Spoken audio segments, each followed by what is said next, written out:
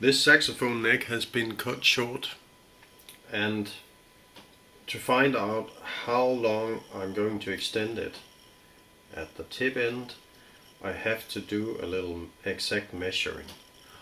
And I had to contact Karsten Glogger in Holland, because if anyone knew how long an original neck would be, that would be Karsten. And he told me that I had to draw the neutral line onto the neck, and I did that. That means it's the center of the neck, like this.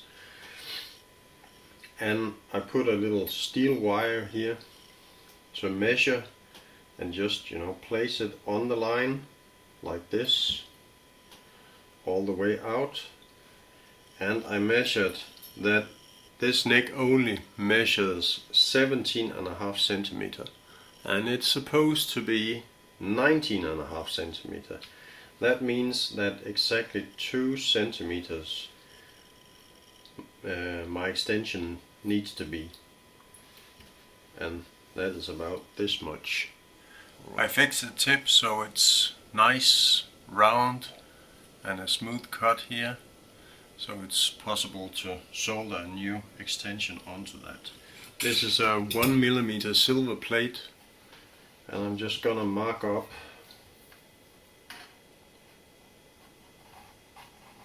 where I'm going to cut it out.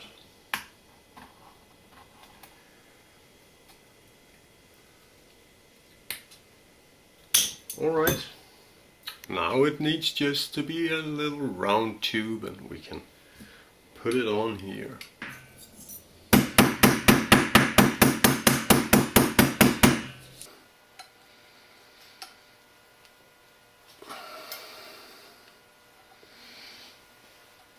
The ring is done now, and it's time to solder it onto the neck, and both ends fit very nicely together.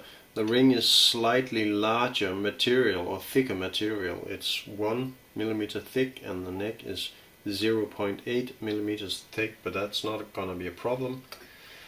I have this special tool for holding the two parts together while I'm soldering, because I don't want anything to squeeze on the metal here, because it is so thin. If you squeeze, when you heat it up, it just collapses, so we don't want that.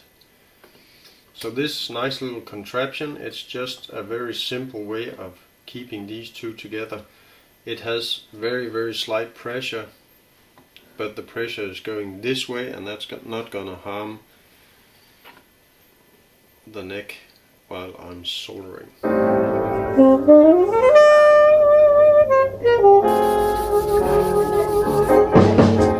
You can actually see the difference in the color, where the silver part begins and the brass part ends.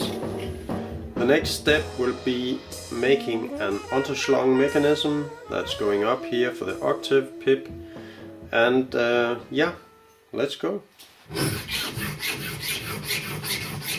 I'm heating up this bar because the way this brass bar is made is that it is rolled out, and when it's rolled out and the metal is hot, the crystalline structure is compressed and it gets very brittle. So it'll snap if you try to bend it if you don't heat it first.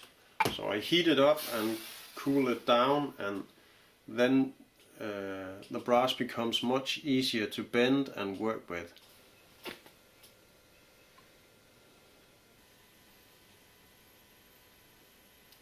The hinge is looking good.